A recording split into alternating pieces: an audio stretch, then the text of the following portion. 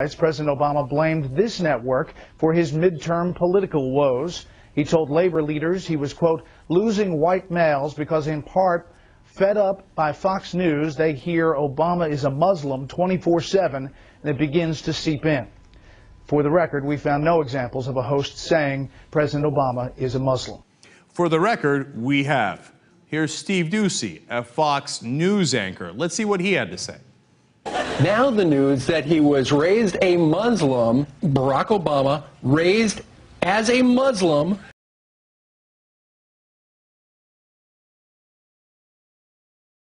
President Obama's backing of the mosque appears to have skewed the perception many Americans have of the religion he practices. Now, the Time poll found that nearly 1 in 4 identified him as a Muslim. Remember, he said we're not a Christian nation. He said America is arrogant. He went on the apology tour. His first major speech was on Al Arabiya TV.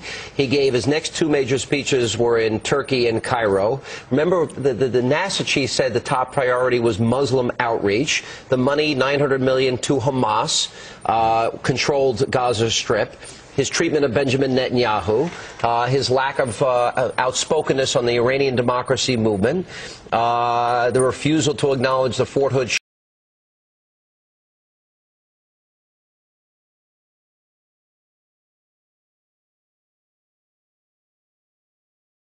About earlier this month, a Georgia state judge has denied a motion by the Obama administration to quash a subpoena requiring the president to attend a hearing Thursday over his citizenship and eligibility to be on the state's March primary ballot.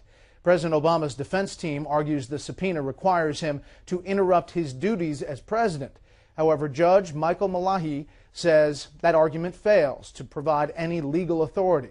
In response, an Obama campaign official said this, quote, these claims have no merit and any attempts to compel the president's personal involvement will fail.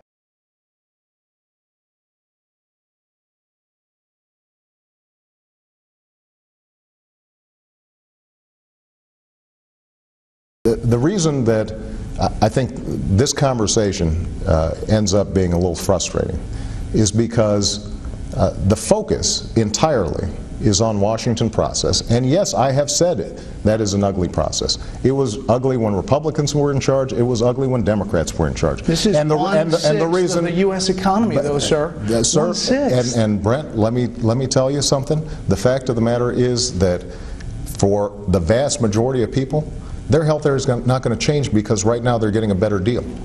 The only thing that is going to change for them is that they're going to have more security under their insurance, and they're going to have a better situation when it comes to if they lose their job, heaven forbid, or somebody gets sick with a pre-existing condition, they'll have more security. So how can the notion, you guarantee that they're not going to be able to keep their doctor? Brad, you got to let me finish my answers. But sir, I know you don't like the filibuster.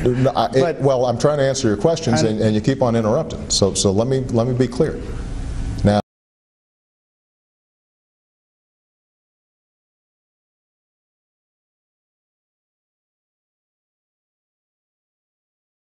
why Fox went away from the meeting the president was having in we're going to have with the Republicans. Why did you go away 20 minutes before the end? Because we're the most trusted name in news. We're going to cut away because this is against the narrative that we present.